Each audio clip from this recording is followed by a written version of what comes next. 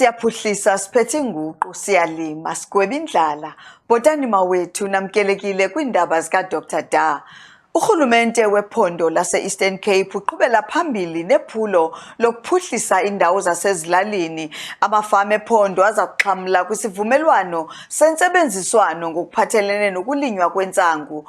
Eli phulo likhokelwa nguDr Da ngeenjongo zokuzinzisa uqoqosho ziyaxhobisa amafama. Isebe lisungule intsebenziswano kunye nabatyalizimali abafana neMedigrow ukuqinisekisa ukulinywa nokuthengiswa ngendlela eyiyo kwentsangu.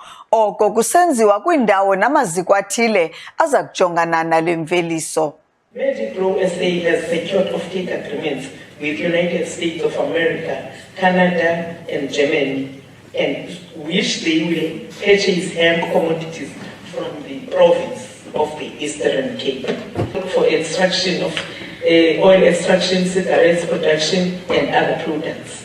This partnership benefits over 130 hemp permit holders, creating 1.5 job opportunities.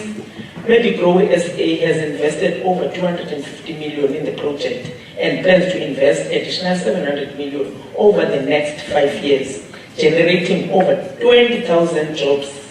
The department will assist farmers in cultivating 1,000 hectares of hemp for this financial year.